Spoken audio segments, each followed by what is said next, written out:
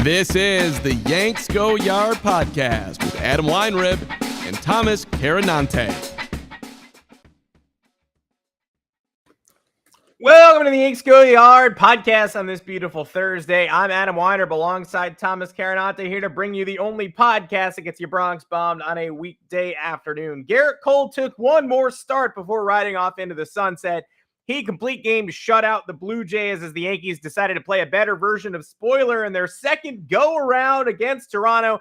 Aaron Judge homered twice. New York won 6-0 to take the first two games of this road set in Canada. And it turns out when you have two good players and they both play well at the same time, sometimes that helps you win baseball games. And the Yankees still probably only have those two good players, but they also got some guys to consider. Austin Wells starting to come around a little bit. Oswald Peraza certainly looking better lately, making you think about who could be the better shortstop for the 2024 Yankees and beyond. Plus, Hal Steinbrenner's audit is approaching. Apparently, who's most at risk? Who's likely to stay? We power rank the people who are going to get hit by the independent committee. Plus a new segment called Narratives That Annoyed Us this week. The name is up for grabs. We always, in the middle of rants, at least me, I'm always like, oh, and by the way, I saw this on Twitter and I hated it. So you know what? Now I'm not going to interrupt myself by yelling about something I saw on social media. We're just going to do it in a segment. So we'll do that at the end. Make sure to find us on Apple Podcasts, Google Podcasts, Spotify, wherever you get your podcasts, or live on YouTube Mondays and Thursdays, 2 o'clock Eastern. We thank everybody for joining us in the comment section on the live stream. If you want to check out the video after it goes up, subscribe to Yanks Go Yard on YouTube. Give us a thumbs up this video, comment, all that good stuff, and make sure to give us a review on your preferred podcast network. The New York Yankees are not all sunshine and roses. An incredible tweet. Stanzo, an unbelievable tweet with just a ridiculous group of people that made $139 million against the luxury tax and combined for 0.1 F war this year. So again, even in our positive podcast, it's not gonna be all positivity. It's Stanton Rodon, DJ, Rizzo, Sevy, Montas, Donaldson, and Hicks. That's $139 million for roughly break-even league average play. So plenty wrong with the Yankees, plenty to be discerned in the audit before we get into the auditing. Thomas Carinante, welcome to the show. You've got an offer for our listeners and viewers. What's up, everyone? Yankees fans, Yankees haters, welcome. Attention all, Caesars Sportsbook running a new sign-up offer that you're not going to want to miss, especially if you like to gamble and you have not yet signed up for Caesars. New customers can get their first bet on Caesars up to $1,000. 1G.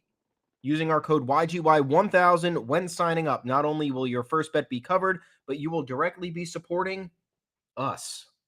And we're pretty cool. We're fun, I think, right? We're pretty nice. So if you haven't joined Caesars Sportsbook yet, now is the perfect time to make that move. Just remember to enter that code YGY1000 at sign up and place that first bet. Again, it's YGY1000. This offer is available to new customers who are 21 and older and physically present in legal gambling states. Please remember to always gamble responsibly and check the episode descriptions for full terms of the offer. I owe everybody an apology. I was hell-bent on the Yankees making sure that they rested everybody for this last week because I didn't think it mattered. But, man, watching these last two games was great. Garrett Cole's complete game shutout was an absolute pleasure to watch. Aaron Judge going yard those two times was awesome. Giancarlo Stanton ripping that 2-run single off Jose Barrios was satisfying. Need a little bit of that before the year ends just because of how disappointing everything's been. And now I think we've officially buried the Red Sox as a below 500 team in last place in the They can't get out. They can't get out of last place anymore. There is no more risk. They are 76 and 82. The Yankees cannot lose more than 81 games. That's if they go 0-4 to finish their season. I'd love if the Yankees could win one in either Kansas City or Toronto to clinch an above 500 season, but they will not finish below 500 and they will not finish in last place. And the Yankees and Red Sox have very similar run differentials, and we'll talk about the Red Sox later, unfortunately. But, yep, that's it. That's clinched. Aaron Boone will not be privy to any sort of jinx for saying, well, you're not a Red Sox fan on the John Boy podcast, because the Red Sox are officially the last place team in the American League in 2023. Done, dusted, printed. Special season incoming, though, I thought. Well, Interesting the fans stat. showed up to the second game of the season. Yeah. So this was destined to be a special year in Boston. Nobody wants to deal with an underdog Red Sox team. Unfortunately, I'm just receiving word that everybody wanted to deal with an underdog Red Sox team because they're 6 games under 500. Yeah, all those Floridians that showed up to spring training, too. God bless you for having leisure time. You paid $6 to beat the Heat at Fenway South. So good job. It's a good activity. It does not portend anything to do with regular season or postseason success, but yeah, it's certainly fun to go to spring training games. Yeah. Interesting stat too. The Red Sox on September 5th were 72-67. Mm-hmm. And right now they are 76-82. Yeah. So fuck you. When I went to Boston, they were, I believe, 10 games over 500 at the end of July. That sounds insane, but I'm about to fact check that for you right now. They were 56-47. It was 9 going for 10. They got walked off by the Giants on Saturday, July 29th, and never really looked back. And I think that's a shame. Yeah. But don't worry, Red Sox fans, will be there to let you know that the Yankees had a losing record against them this year. Yeah. Because that's all that matters. There will be one thing that will only matter, and then everything else doesn't. Kind of like Blue Jays fans. I'll rant about you later. I hate you too. It's been fun to get you this week. It's going to be tough. The only thing that makes it sad is that it's going to be hard for the Blue Jays to actually fall out of the postseason picture. The Mariners gagging yesterday against the Houston Astros in the third game of their series made it all the more difficult for Toronto to drop out. But as things stand right now, Toronto is in the second wildcard spot, would have to go to Tampa to play the first round series. They are 1 game up on Houston and 2 games up on Seattle. Seattle's got 4 to play. So if Seattle wins today, Toronto also has 4 to play. Some teams don't. The Astros don't. The Astros are 87-72. They've just got 3 games against Arizona. Toronto's 87-71. They got 1 left against us, 3 against Tampa in Canada. So not so easy. But if the Mariners could win today's game against Texas, they would be 2 games out in the loss column. Yankees would have to probably beat Toronto again today and then hope Tampa Bay goes to town on them. So it's difficult. The Mariners made it a lot more difficult for Toronto to drop out of the postseason, but the Yankees did their work. The Yankees came to play. Kevin Gausman tried to make his best Cy Young case in the first game of this series, shuts him out. Giancarlo Stanton can't run or won't run or isn't allowed to run. Gets gunned down. Should have scored on a single. Gets gunned down on a grounder in the infield. Whatever. Send him on a grounder, but don't send him on a single. In the what? Shaping up to be another disaster. But Austin Wells, the beast, comes through with a 2-run oppo shot. Clay Holmes saves it. Ding in Gausman's Cy Young case. Garrett Cole toes the rubber the very next day. We all say, oh, don't do that. You're just risking. Why would you? I don't need this. And gets through a complete game, barely over 100 pitches. He's at like 92 through 8. I thought he was going to get taken out after the 6th. Then I looked up after the 7th, and he was at 84 pitches. And I was like, he's not coming out of this game. And he was never coming out of this game. Aaron Judge provided not 1, but 2 laser home runs. And again, the Yankees, maybe their only 2 good, perfect players, did the job in Toronto yesterday to at least make it interesting, make Blue Jays fans sweat a little bit. Something about ever since they accused Aaron Judge of cheating, and the Blue Jays broadcasters on the pregame show said that the Jays should headhunt him the next day, they have not been able to handle the New York Yankees in that building in Canada. So what a shame that it happened 2 more times, at least with the potential for a third incoming before the end of the season. No, I mean, they've never been able to handle Aaron Judge in that building. He has... No, well, he's cheating. So yeah, cheating, yeah. He has moles in the Rogers Center. He did 1 sideways look, and that's how you know he was cheating. Because eyes never look towards things. So when they do, it's cheating. He has a OPS, 1 dot something OPS there, and I think 18 home runs or 19 home runs in 42 games. Yeah. So is that good? Is that good? Did he break it? But yeah, that second blast, I mean, both blasts were awesome. One was an absolute rocket oppo shot that got over the fence, and then the other one was a 424-foot bomb on a hanger to left field. Yeah. A lot of Whit Merrifield staring at stuff in this series, turning around and going, nope, I can't get that. That's a home run. Yeah, it was. I had a good time watching. Michael King was great. That Austin Wells homer was just really good for morale overall. You have the Oswald Peraza throw, fielding and throw. Yeah. So I take back what I said. I'm enjoying watching them close out the year. Garrett Cole couldn't have ended his season any better. That was the coolest way to go out. He will not be starting again. He is the Cy Young, even though Forbes suggested otherwise. They said Pablo Lopez should be the Cy Young because his advanced metrics suggest he's better. He's gotten a little bit unlucky here and there. But how unlucky can you be having a full run tacked onto your ERA than, worse than Garrett Cole's? And also just my argument against analytics. You need them, you use them. They're very useful for determining trends under the hood that you can't spot on the surface, for predicting future performance, perhaps.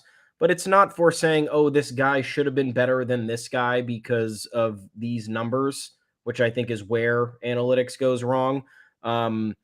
If a game-winning hit in the postseason has an expected batting average of 85, you don't take that hit away because it should have been caught or it wasn't hit hard.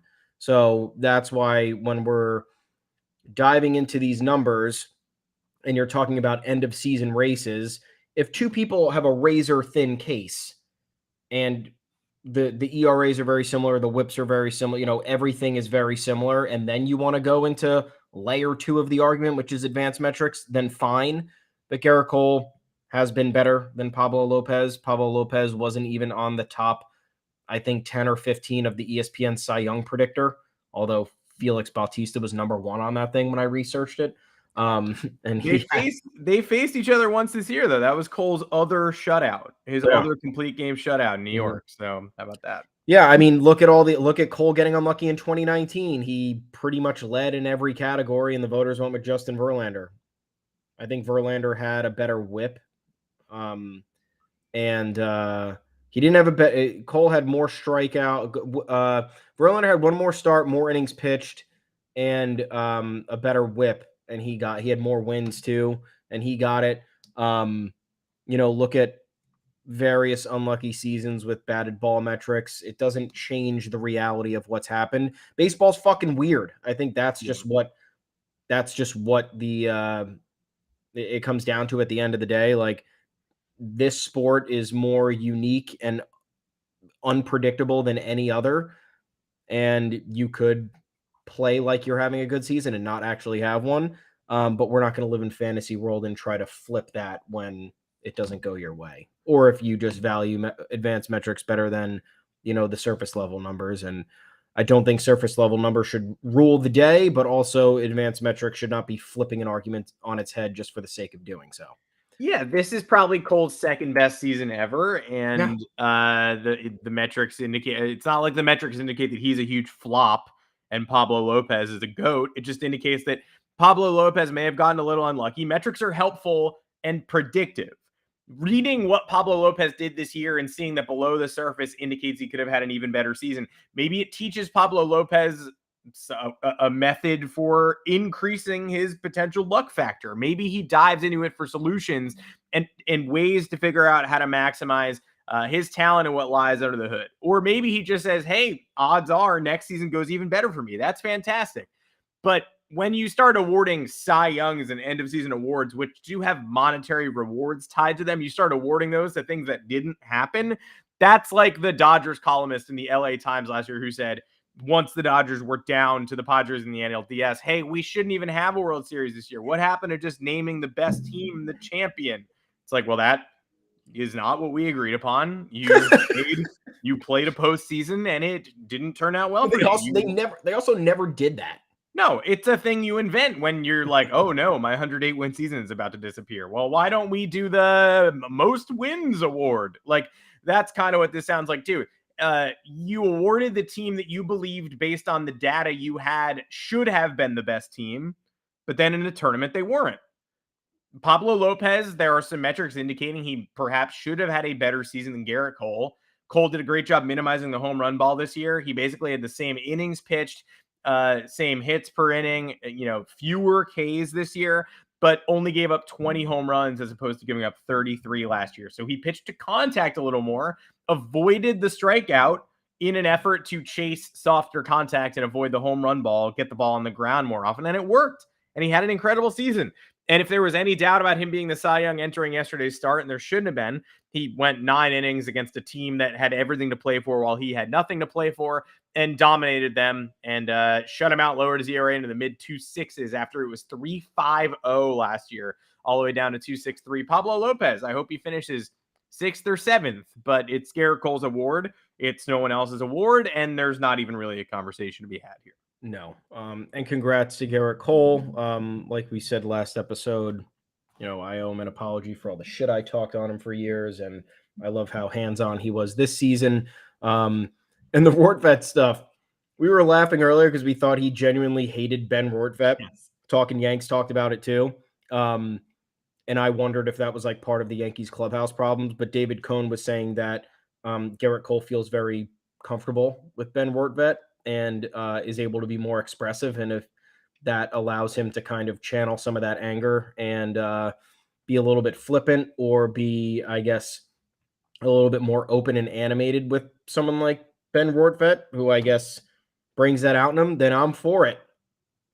Nod, he's nodding very like sarcastically on the mound when he's trying to get Rortvedt to give him the right pitch. He has all those moments in the dugout with him. We thought it was like a weird form of, I don't know, hazing, would you even call it that? Or just Cole being in such like an alpha position where he's like, you know what, this season sucks. I'm sick of this. I'm sick of people being worse, beneath me. And I'm going to start, being a hard ass. It's not that, per David Cohn. And I trust David Cohn. So yeah, all is right with Garrett Cole. I hope that things can go better for him next year in a season that actually matters. Speaking of seasons that actually matter, is 2024 going to matter? Is Hal Steinbrenner going to do something? What do we think? Well, let's think about it. So what we heard this week, word keeps coming out on the forthcoming audit, which is impartial. It's an outside source. Apparently, they're not going to be going through personnel decisions or whatnot. They're probably not going to say, hey, you shouldn't have traded for Joey Gallo. But they are going to say this process doesn't make sense. This person's not fit to lead this industry. This person should not be in charge of XYZ, whatever they're in charge of. I believe that to be what's going to happen. And so there's certainly a chance that this is just a try-hard maneuver. There's the annoying version of the audit where it's just an excuse to say, hey, we did things and they don't think there's a lot wrong and we fired 3 people you've never met and Aaron Boone and Brian Cashman are still here. But trust me, they know that now they're under pressure because we brought in some guys in suits. So there's definitely the possibility. I mean, like there's plenty of data. You don't need an auditor to go through the team's draft picks and be like, shitty, bad, that guy's bad, that guy was never good. Like you don't need an external person to say terrible first round picks. But we shall see. There's a chance it's false hustle and it's just Hal Steinbrenner doing something to do something. But McKinsey is well known for auditing the Astros with ruthless efficiency. And if McKinsey or somebody like that, they don't want to announce who the outside firm is, if they do come in and start placing their people in the Yankees ranks, it's kind of insidious, but it worked in Houston. So you know what? The recommendations could be sound. And according to Bob Klapisch this week, quote, Steinbrenner has had enough of being runner-up, said Klapisch's source, who's spoken to the owner enough to assess his mood. Having enough of being runner-up. If he's had enough of being runner-up, then he must have really had enough of finishing 4th in the AL East this year and battling out with the Red Sox for last place. You're not runner-up anymore. It's like when Boone said the rest of the league is caught up to us. Well, now they've caught up to us and lapped us. And, they're like, why are you even still playing? Shouldn't you get to playing foosball or something? Shouldn't you try another activity other than baseball? So it could be talk. It could be we're not done. It could be, well, we did all we could and it's still not working out. Or are we doing stuff? We're going to live in the world where we're doing stuff. Let's assume good, assume positive intent for now.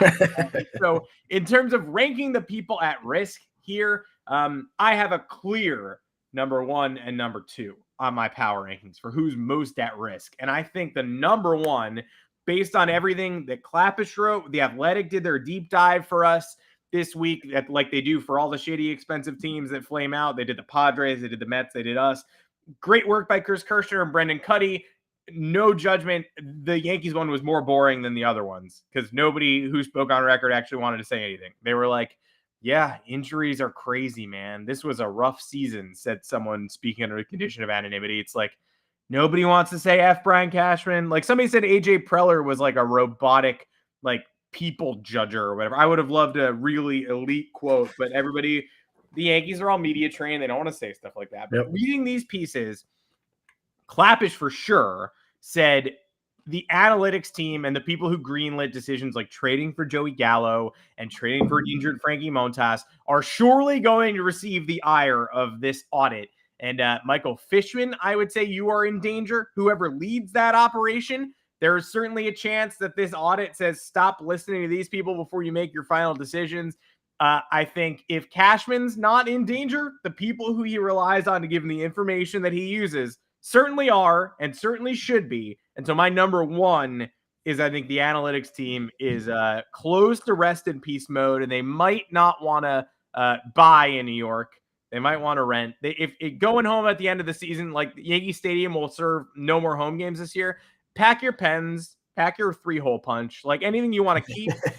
Make sure you already grabbed that earlier this week at the rain game, because I don't think you're coming back. Get your Elmer's glue. Make sure you got your little JanSport backpack. Bunch of nerds on the way out going, did anybody see my glue?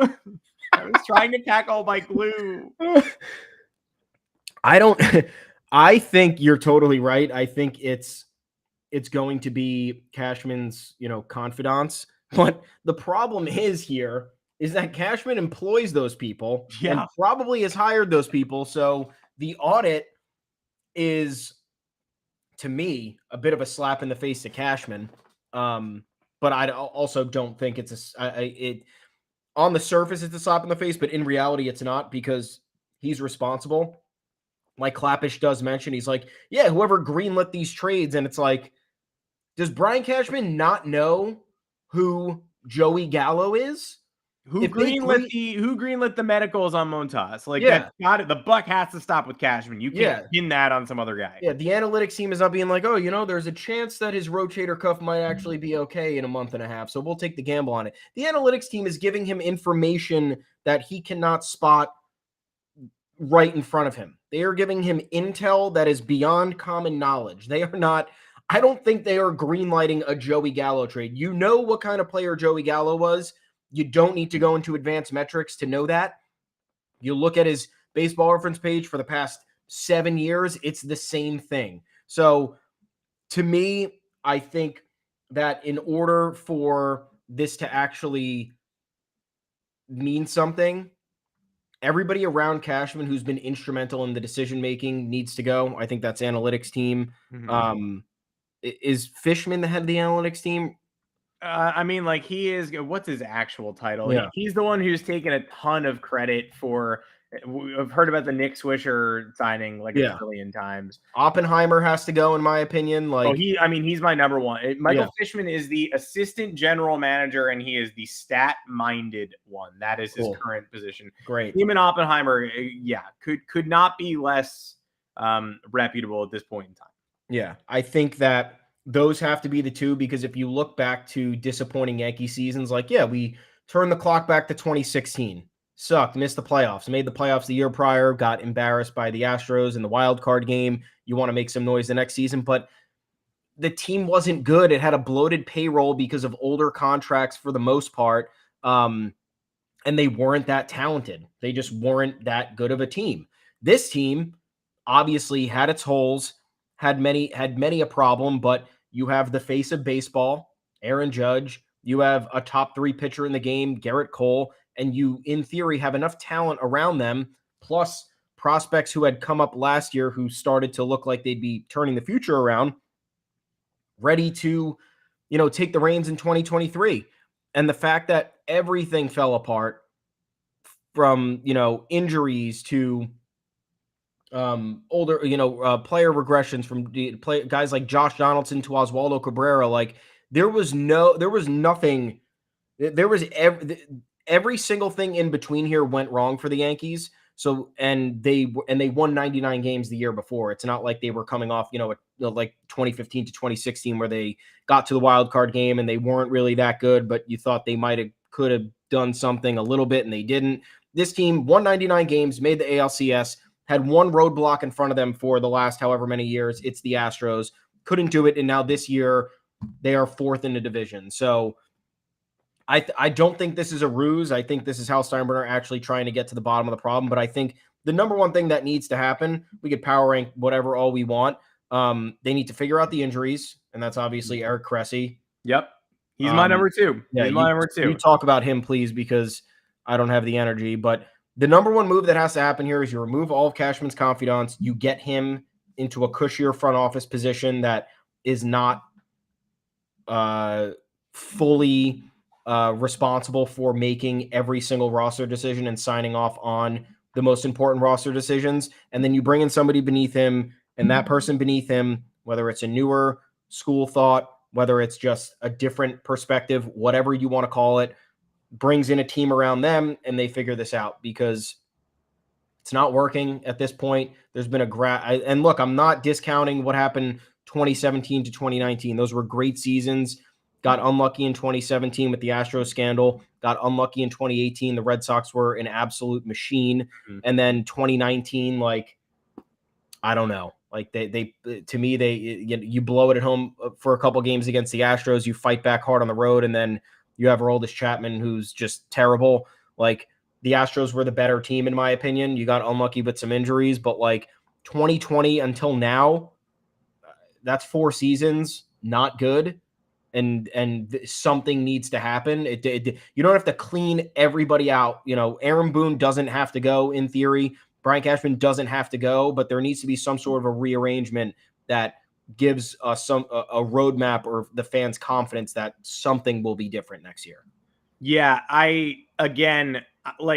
injuries are tough, right? And so Everyone in this article blames injuries, and that's always going to be somewhat if you're signing injured players with histories or people who are aging, like if you sign 34-year-olds, they're more likely to get hurt, of course. And Giancarlo Stanton now has a venerated injury history, and he actually he missed a lot of time back in the day with Miami, but a lot of that was like young Judge freak stuff, like hit on the mouth with fastball, out for a while. But since coming into New York and becoming a DH and not playing the outfield, lower body stuff literally constantly. So, and he's not running and hasn't run since May this year. So can you change that? Can you reverse Stanton's injury aging curve? I don't know. And so some of that's going to be the player, right? But the amount of people in this Athletic article who are like, injuries, I mean, it's never been worse. We got killed with injuries.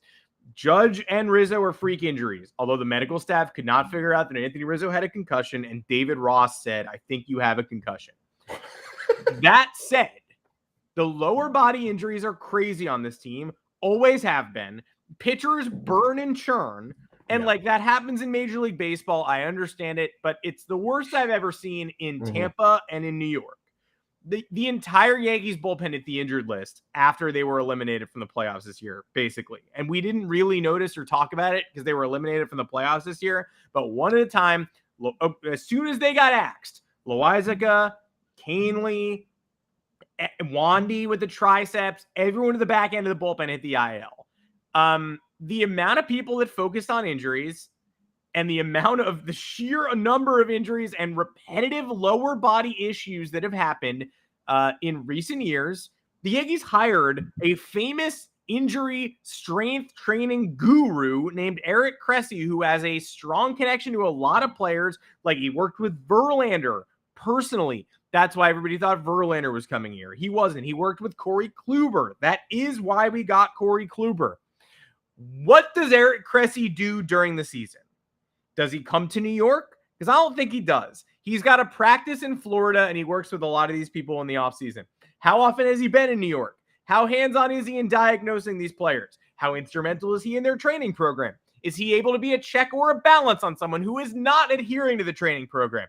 Are these programs personalized? How personalized can they be if he lives in fucking Florida? So I'm growing very tired of this man. Is he Anthony Bosch? He was brought in along with Matt Blake as part of the revolution of like, here's a pitching guru from the new school who can completely change the way we do things. And here's a strength and conditioning guru from the new school who can completely give us a better rep in the area of strength and conditioning, because he is the definition of modern medicine in this regard. We never see him. I just know his name.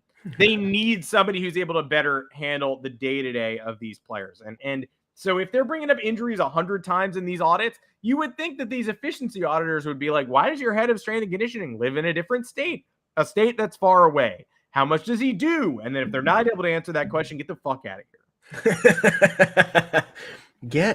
And in case your ears are fucked, Cashman's next, like I just said, needs to be reassigned. And then you have Boone last. I think that's probably correct. I don't think Boone's in danger at all. Yeah. I think Cashman is not going anywhere, but there's an outside chance that he's either going to lose some of his beloved staffers or he's going to get an against his will bump. Yeah. I think, or they bring in like, I don't know who I would even compare him to, but they bring like maybe a younger David Stearns-esque assistant GM, like GM in waiting. Chaim Bloom. Yeah.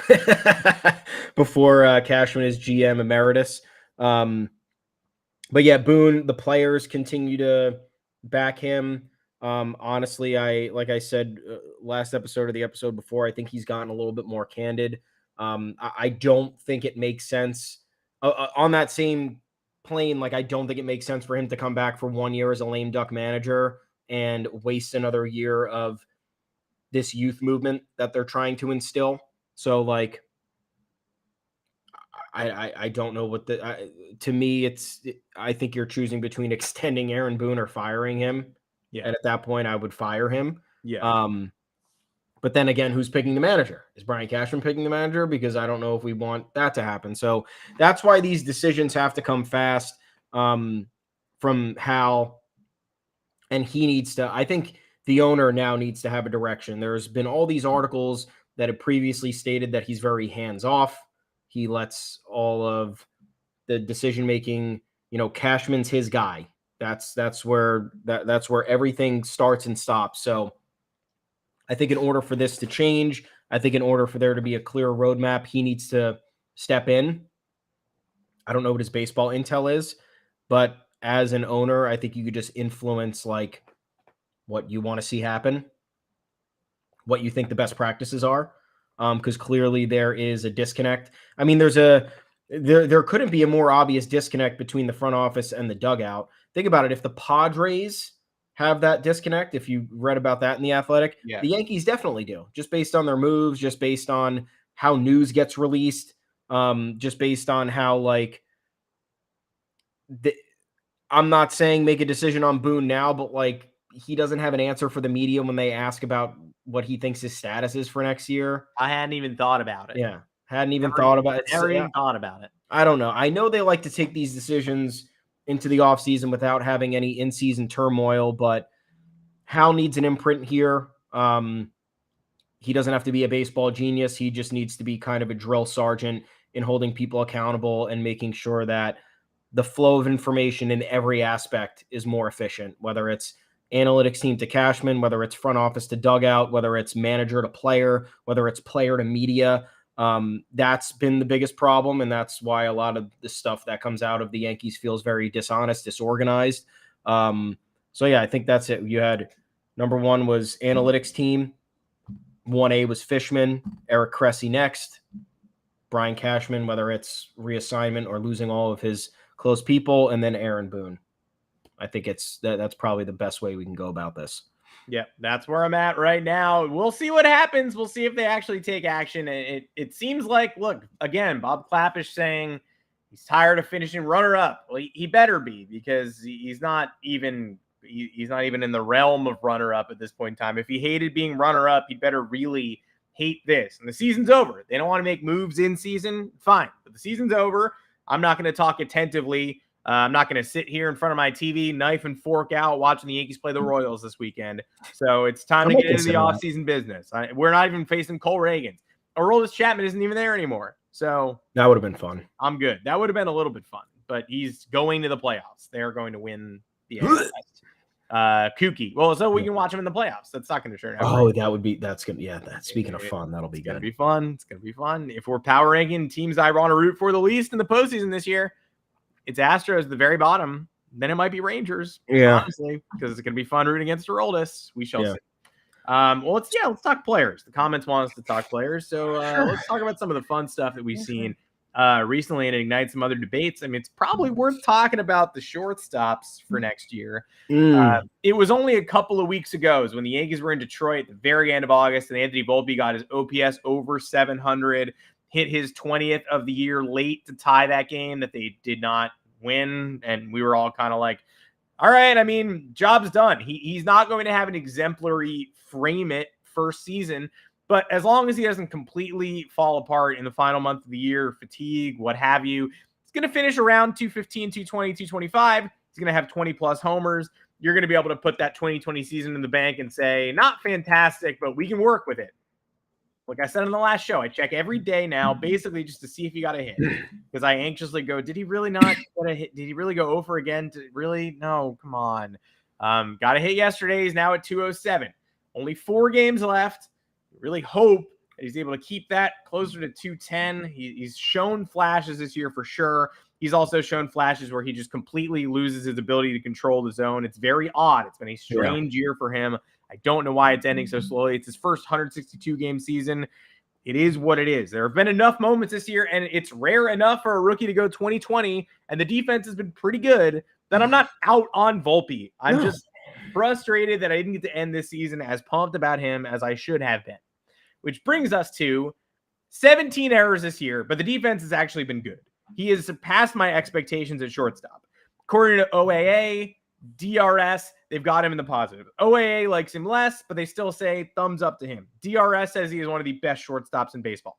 Defensive metrics are weird, but we'll give him that. His range has been excellent. The throwing arm just does not come naturally to Anthony Volpe, and that's okay. That's what we knew. We knew, hey, he's a shortstop. He's got great instincts, doesn't have the best throwing arm. He's going to use it to make as many plays as he can. That's exactly what we've seen. According to Savant, his arm strength is in the 28th percentile. Okay, but again, you haven't noticed it too much this year. It hasn't popped off the page like, oh, this guy's got no arm at all. He's been good at getting himself in the right position to make plays. Oswald Peraza, the other day against the Blue Jays, and Alejandro Kirk made a play in that game effortlessly in the hole, whipping a ball across the diamond with extreme velocity. It was Kirk running, but he got him by a mile with a wildly accurate throw. And it just made you go, okay, so that's a great defensive shortstop, actually. I don't know if the Yankees have the stones to make the change next year. I don't even know if Peraza is going to hit enough to be guaranteed a starting role on the Yankees next year. And of course, you move Volpe to second. Where do you put Gleyber Torres? Because you can't really trade him if you intend to compete next year, and I think the Yankees do. He can't be a perma DH. He's probably not a third baseman. So Peraza probably is a third baseman, and Volpe stays at short. It's all difficult, and I think Peraza's future might still be in another uniform. And I've liked the bat in September, but not before then. He's a shortstop, and he's a Gold Glove shortstop. And it's probably not going to be here. Yeah. We knew that last year with the play that he made in the ALCS when he got that little bit of time on the field. And watching him down the stretch was very encouraging. I need to raise 2 points here. Yes. The first is his career is somewhere else. Great. Who's taking him in a trade? What are you getting? What are you doing? Braxton Garrett sending him to the Marlins? I mean, what are you doing? I don't know what value you get. Again, the Yankees are not going to get the value that they think they should get, so it will create another point of contention on the trade front for this team, because that's what they always do.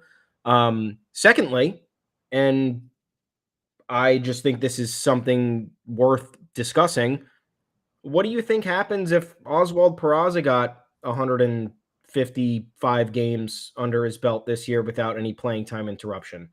Does he put up similar numbers to Volpe? I literally do not know. Volpe, 21 homers, 60 RBIs, 24 stolen bases, a 207 average, a 667 OPS. Does Peraza come close to that with better defense? Like, the Yankees didn't give him a chance, so you'll never know. My other thing that I'm wondering is, do you trade Torres and get pitching or, maybe what else would you get in return? I don't even know what you get in return for Gleyber Torres because Gotta I get don't. me that controllable pitching. Gotta Yeah, get me I know, but Brandon again? I feel like nobody's trading controllable pitching either. No, and Sandy Alcantara, like you wrote about, is going to be on the shelf for probably the whole year. Feels like Tommy John for him. So the Marlins, who are tied for the final wild card right now and are a better team than the Yankees, aren't just going to sell pitchers next season. We've looked at the Marlins forever. Now they're better than you. So I don't like. You have very few sell high trade chips. I think Torres is one. And look, it's either, to me, it's just either trade Torres or extend him. It's a Boone situation. Why is he going into next year with a largely incomplete team? Again, is 2024 the year for you? In your brain, do you think 2024 is the year? Do you think that there's enough this team can do this offseason to address everything that has gone wrong to then jump back up to the top of the AL? I don't know. I don't think so. Could they surprise us? Sure. But if you're looking to get value and actually improve your roster, there are very few trade chips. One is Torres. The other you could argue is Clark Schmidt. Another you could argue is Michael King. I don't think they're going to do that because I think he's way friggin' better than Clark Schmidt. And again, pitching. Another one is Clay Holmes. If you don't think you need a closer and another team needs a closer and they're willing to overpay, sure. And then the other option is selling high on a bunch of prospects. I think in the scenario where you maybe trade Torres, I am not entirely opposed to a middle infield of Oswald Peraza and Anthony Volpe in 2024. I don't know if that would be messy. I think that if they can figure out how to address third base and center / left field and get, maybe Yamamoto plus another arm, I think that they can theoretically weather that storm. You get another lefty contact bat, which changes the profile of the offense. And then you can weather the growing pains with Peraza getting a full season under his belt, or God forbid, a sophomore slump from Volpe. And then the question becomes, who plays where? Do you put Peraza at shortstop? We just as early as this past offseason, there were reports upon reports upon reports stating that Peraza and Volpe are the future of the Yankees middle infield. That's just what was said. Do I think that should be the case? I don't know. I think at this point, any creative solution should be considered because I don't know how much worse it can get. But if that's the truth and they still view that, and they're giving Peraza all this playing time down the stretch, obviously they called him up in the middle of August to try and help kickstart a late push, which never came to be. Didn't happen. He clearly has the glove. I think there is enough in there with the bat. It's just a matter of unlocking it, and I don't know how long that's going to take or if they have the resources to even do that.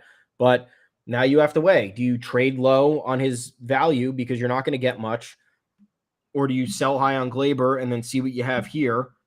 To me, it's tough, and I'm not sold on either way. I'm whatever decision happens with this in the middle infield realm, I'm not necessarily going to be upset with, because I think that there's a solution to figuring out all these moving parts. Unless you're getting rid of a player who's bringing inherent unquestionable value, then the Yankees would be doing themselves a disservice. And at this point, that would mean getting rid of Garrett Cole. That would mean getting rid of Aaron Judge. And that would mean getting rid of, is there even anybody else? No, I don't think there is. So outside, anything short of doing that, I'm for. And I don't know, but it's worth a conversation because the glove, Peraza is young. Making those types of plays in the field is not easy. And he clearly has the arm. And if the Yankees feel like Volpe could still keep that range up at second base and he has a weaker arm and he can still cover the ground and make the throws, then could be the move. But I think it's just something worth considering because of all the things that we've heard previously. And again, the Yankees are not getting rid of players that they don't feel like they're going to get the requisite value for, and they're not going to get the value that they want for any of these guys who came up. Pereira, what value are they getting for Pereira if they wanted to trade him? Not much. It's just not happening. No. You got to find yourself a way to get Juan Soto, to be honest. Yeah. We'll be talking about that plenty because I think he honestly might get traded. And Paston said today, watch out for the Mets, and you got to watch out for the Mets. But if he's getting traded, then get involved. And do the Yankees have enough?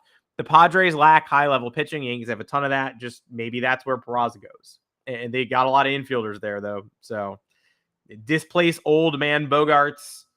We'll see. Maybe they trade Cronenworth. Maybe they trade Kim also. There's a lot of moving parts here. The Padres and Yankees are going to be connected a ton this offseason, and not just because Oswald Peraza might need a new home. Being the shortstop for the Yankees is special, too. We've talked about that. Who can handle it? Who can't? Volpe has handled it. Now, everything we've heard about Volpe is he's a special kid, different mentality. Hopefully, if it gets taken away from him, that does not give any sort of hit to his self-confidence, which we can't have that because he's already not as high. He already should be ending this year higher than he is. But Peraza is a 250 hitter, 20 homer guy, better defense than Volpe. Probably your shortstop. But speaking of another kid who's proving he might be that guy, man. Oh, yeah. The dude, fella, is Austin Wells. Again, he hit the one home run to tie the game while we were live on the air Monday. And it was kind of like, hey, literally just plopping lefties in there, even lefties who are hitting 120 and aren't hitting for power yet and are making good swing decisions and the power's not coming. Even struggling lefties can help because they can just find the porch at a moment's notice.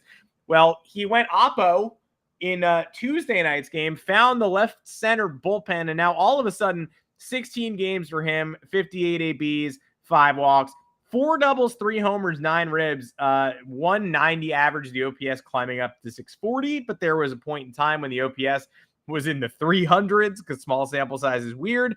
Everything about Wells' metrics, the choices he's making, the pitches he's attacking, in-zone chase rate, etc., indicates he should be having even more success. But where he's at right now, where he's at for the last week or so, we're seeing a version of Austin Wells that I'm quite impressed with. And the MLB.com headline that is so funny said, Wells' offense finally starting to catch up to his defense. So it's like, oh, the defense has been good since coming to the majors? Interesting. Last 7 games, 292 with a 750 slug. You won't get a tinier sample size than that, but still, just a couple weeks ago, you asked, can we just see Austin Wells do one thing? I won't feel good till we see Austin Wells just do one goddamn thing. And he's done plenty over the last week. He's ending the season strong. He rookie learning curve. Took him like 2 weeks. And you're like, I'll either see nothing from this guy ever, or I'm about to see what I want to see. And here it's been. It's been here for you. It's been awesome. I wish he caught Cole in the last game, but obviously it was the right decision for Vortfed to catch him based on the outcome of the complete game shutout. But since September 16th, Wells 8 for 29, 5 runs scored, 3 home runs, 6 RBI. 2 of those homers very much mattered. Beat the Blue Jays, tied the game against the D-backs. I mean, those are and you have opposite field power and pull power in there. He was lost for a little bit. I think the most impressive part is the learning curve. He started off hot. You know, he had that big series. He had that big, was it series or game against the Astros? I forgot. Sunday Night Baseball. He ripped that double into the gap. Yeah. Then he went radio silent for a couple weeks, and then he was right back to figuring it out. So it's clear that he's not deterred by any struggles. And I think a really cool storyline here is the defense. This was supposed to be a major league ready bat at the time of the draft. That's what all the evaluators said. They said he should be a fast riser. It's a major league left-handed power hitting bat. And that's the profile when he gets up to the bigs, and it shouldn't be long. And guess what? There were questions about him changing positions, him playing first base, him potentially playing left field. We wrote about it in the offseason because the Yankees weren't addressing left field. And we said, hey, maybe Austin Wells in left field if this is being considered. No. I mean, even though Aaron Boone had floated the idea of playing him at first base, he played maybe I want to say he's never played first base, but I think it might be 2 games in the minors. He's played catcher the entire time in the minors. He's come up, played catcher. I've had no issues with him. I've been more impressed than anything else. Yeah. So this is a tremendous development for next year. I think it lessens what the Yankees might have to do in the offseason at in probably the best case scenario here. They are trading or non-tendering Kyle Higashioka, which means they're offloading salary and getting value because this is his last year of arbitration eligibility or something. Yeah, and he does not make much, so No. it's not like a huge oh my gosh, we can finally get the weight of Higgy's $1.46 million off the books. But no, you're right. He will not be on this team. Yeah, I'll take that money on a reliever though. Get him a reliever for $2 million. Yeah. And this team takes every penny matters. So that's how you got to kind of look at it. And then that gives you a 1-2 catcher situation of Wells and Trevino, who said Trevino's going to be ready for spring training, which is great. And then you'll have Rortvet. Probably you could bounce back between the majors and AAA whenever you need to do it.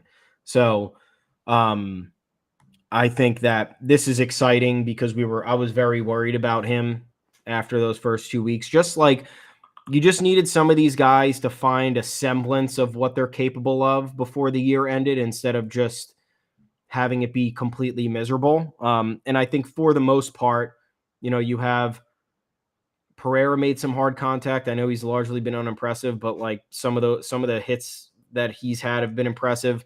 Peraza altered his he had a toe tap or some shit. And he hit that 440-foot home run, which was incredible. He made that nice defensive play. I know Michael King's not a rookie, but he's transitioned to the rotation and now has made 6 incredible starts. So like just end the year with something that you can bottle up and ruminate on in the offseason and build off of when 2024 comes around. And Austin Wells, perfect timing for that. Hope he finishes the season strong now. And I'm glad he's finishing the season with us. Before we sign off, let's do the narratives. It pissed us off this week. Open for submissions on names of the segment. I know y'all in the comments are going to try to make us laugh. We appreciate it. But drop it if you got it. Narratives that annoyed us this week. It could be outside the Yankees. It could be a Twitter conversation that we didn't want to get in the middle of, but did want to talk about on the podcast. Could be the dumbest tweet we saw this week, etc. But this week, it's probably going to be, I hope it's Yankees related 80, 85, 90% of the time. This week, it's the Red Sox fans for me, because the Red Sox fans have been particularly toxic in recent weeks as it's become clearer and clearer they're going to finish in last place. And you've heard more and more often about how this was a bridge year for the Red Sox. Well, again, it wasn't a bridge year until you started losing. It was, then it wasn't, and now it is again because you have been bad and fired your GM. So the toxicity I saw most prominently was in the comments of that John Boy graphic that was like the joke Drake meme of like finishing last out of 4 years. God. And then, not finishing under 500 for 40 years or whatever. And it was just Yankee fans having a laugh with the fact that they also suck ass. So the Yankees are finishing 4th. Nobody thinks they're good. 18-9 though since the end of August, best record in baseball. But nobody thinks they're actually good. Nobody's like, this was a win. This was a successful Yankee season.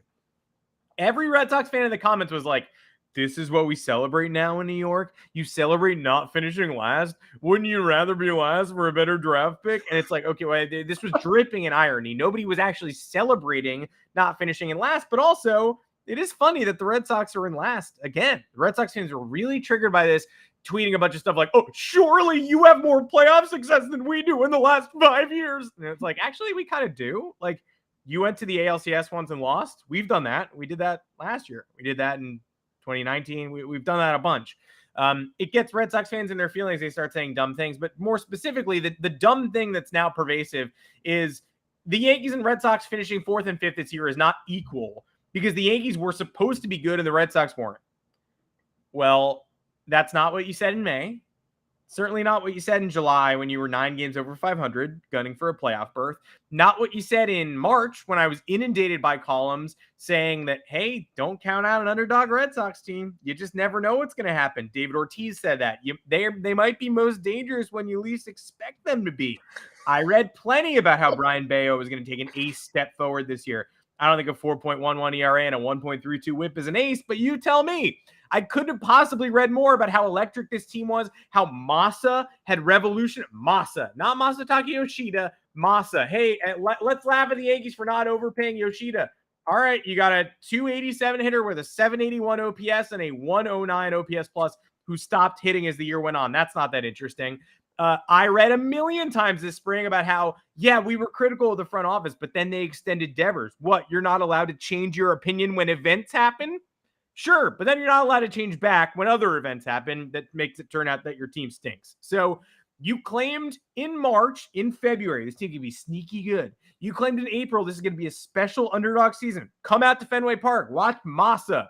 Watch Verdugo. Watch Duvall. This offense can mash. You're the Doogie. May, you told me, hey, sneaky team. June, they're contending for the wild card. They're like a half game out. They swept the Yankees in New York at the end of August. And Alex Cora got called out of the press conference room. Everybody banging on the wall. Hey, come in here, give us a speech because your season was so special. And that was the turning point. Then the Astros beat the shit out of you in Houston. Then they beat you up in Fenway too. Then your season was over. And all of a sudden, it's right back to this being a bridge year. We were never supposed to be good in the first place. We don't know what you're talking about. We men in blacked ourselves. We definitely weren't bragging about this roster for 6 months. So get out of here with that overused Twitter narrative that we weren't supposed to be good. So it doesn't matter that we were bad. It's also not a point of pride to not supposed to be good. The goal is to actually have everybody think you are supposed to be good, because that means you like worked hard and built a good roster that people enjoy. So like you do want people to think you're supposed to be good. That's good. That's actually a good thing to have happen to you. So you guys suck. You suck. Say that's good. And give me a break. This is part of my rent. Give me a break with the Justin Turner send off the other night. Yeah. Well, is Justin Turner ending his 10-5 rights on the Red Sox this year as he heads into free agency that he needs a Fenway send-off? He's been there for not even 8 months. The fans couldn't even figure out what was going on as he left the field. The announcers were like, this is to give Justin Turner the send-off he deserves. And he tipped his cap, and all the fans were like, oh yeah, no, I guess Justin Turner's leaving. Right. No, I forgot about that. What are we doing? And then after the game, he had a comment that said the Red Sox fans were brave for coming out to watch the team this year. Brave? Brave. Did they have to get through a war zone to get to Fenway Park this year? Was there brave? Were there barricades that they had to climb over? Was there a zombie apocalypse around the area? Well, it is brave to wear Red Sox gear because that's the team that Curt Schilling was on. So you might have people accidentally being like, "You a fan of Curt Schilling?" You have to be like, "No, God, no, never, ever." So if you wear a Red Sox hat, then you do have to answer those questions. So that is kind of brave. Yeah, I wasn't aware that downtown Boston was under attack and being invaded for Red Sox fans to brave their way to get through and sit in their seat and have a hot dog and watch baseball. Wasn't aware. No. Another thing that pissed me off this week, I wrote an article and I was having fun because I like to have fun. And it was Vladdy in the first game of the series against Michael King getting hosed by the ump. Yeah. The ump was hosing everybody. I just made it a joke that Vladdy got hosed because Roger Center's his house. Vladdy got hosed in a different area code. Yes. How can the Blue Jays ever lose in Vladdy's house? It will never happen. Anyway, he leaves 3 men on base, strikes out looking with the bases loaded after going up 3-0 in the count on a ball that was right off the strike zone, but it was a ball. In the first inning, one was below the zone. I think that was clearly a ball. And I just wrote a joking article about how it was hilarious the ump was owning him. And I get an email from an opposing fan saying, "Sir, I am a little bit amazed an individual would write an article that praises an umpire for blowing a call, but pretty standard procedure for a Yankee fan. Enjoy those playoffs." Sir. Okay. All right, sir. If you're a Blue Jays fan, you're 6 games better than a very awful Yankees team. And I understand, look, you're going to the playoffs. That's great. It's an expanded playoffs field. How many fucking years do the Yankees make the playoffs? And then you laugh at us when we go out in the ALCS. Now the playoffs are a point of pride for you because you're going to the playoffs and we're not. So it's very much like the Red Sox fans thing where it's like one year it's oh man, this team disappointed. It was unacceptable. And then this year it's, oh, this team was bad. It should have never contended. And it's just fitting your It's fitting whatever makes you feel comfortable at the end of the day. So now the Blue Jays will make the playoffs after the Yankees completely derailed them last year, but that was never really a thing. Blue Jays fans never really cared about that. They were just, oh, you should have done that. Your payroll's bigger. Oh, you have Aaron Judge. You should be beating us like that. Mm-hmm. So I'm done with that. I know it's the end of the season, but I'm just getting ready for eliminations for every team that I hate. I'm not going to say anything. I'm just going to have it. I'm going to have it on the docket. I'm going to crack a beer when it happens, and I'm going to enjoy it because I don't need there's no shit to talk. Yankees had a bad season. I'm not going to laugh at a team for going out in the wild card round or the ALDS. Theoretically, you made it, a few days farther than my team. Congratulations. Yeah. But don't send me an email when it's clear, I'm having fun. Having a good time. My team's out of the playoffs. I'm laughing at some bad ump calls. Yankees got hosed too. Grow up. I forgot to crack my Red Sox elimination beer. I might do that after the show. Oh, yeah. Sir, how many negative comment emails begin with sir? Sir. I am a little bit amazed. At least I amazed him. A little bit amazed. I'm just, it's content, man. We got to find the things that engage fans. We got a pretty lively comment section. I know these guys like to have fun. What wouldn't be funny to you for Aaron Judge to strike out on the 11,000th ball that's below his knees, but the umpires think it's a strike because he's 7 fucking feet tall. Yeah. And then you're going to whine because Aaron Judge is striking out on pitches that are balls. How about protect the plate? Okay, great. So then I'm going to have a great time making fun of you when you get host. And that's it. You could have written about it too if you knew how to drive clicks on the internet. If you knew how to blog. Apparently you don't know how to blog, so it's a bummer. If anybody ever reads an article, they want to reach out and talk to us, they can. Thomas and I are both readily available. You can find our emails, or you can contact us on Twitter. I'm Adam Weinrib. Thomas Carinante, where can the people find you? Ooh, I'm at Tommy's_takes. I haven't been active on Twitter. It's just, it's not I get no enjoyment out of it anymore. Elon Musk ruined it. I'll try though. You can hit me up. I'm available. I'm just not like typing things out, saying a lot. Very surface level stuff. But you can also find us at the official Yanks Go Yard Twitter account, at yanksgoyardfs, yanksgoyard.com. Folks, we're heating up. Everyone's clicking. We had some good time with in-game coverage this week.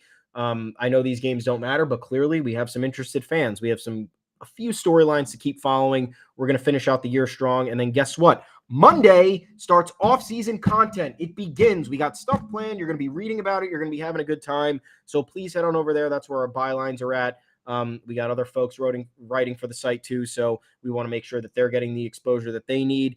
Please keep up with us throughout the off season. It's going to be a really good time. We got a lot to talk about. We're changing our podcast structure and cadence. So we're going to be coming at you all different times, maybe more than 2 times per week, pending what's happening. It's going to be a crazy off season. Maybe we'll go live for a couple playoff games if there's any Yankees tertiary stories there that we can discuss with you. But until then, beat the Blue Jays tonight. That would be fun. Final series of the year at Kansas City. Boring, but last bit of baseball, Yankees baseball. So try to enjoy it. Watch the kids. Have a good time. Season's over. We'll talk to you on Monday with a little post-mortem action, and we'll see you then. Yep, lots of questions lately, not just today, about what's going on in the offseason. We're not going anywhere. We'll be here every Monday, same cadence, same time, same channel. And we'll go live when you want us, when you need us. We'll find better times to go live moving forward. Winter meetings will be all over that. So just make sure you're subscribed to the channel so that you're getting the alert. Turn alerts on for the channel and make sure you get us when we are live. But you can always set your watch to Monday's show. Again, the Caesar Sportsbook promo YGY 1000 to get yourself those bonus bets. This episode was brought to you by Caesar Sportsbook. Would love if you checked them out too. Make sure you're eligible. Check the description for the full terms of the offer. Only do it legally, folks, but sign up for Caesars if you have not yet with our code, again, YGY 1000. And we will see everybody right back here on Monday afternoon.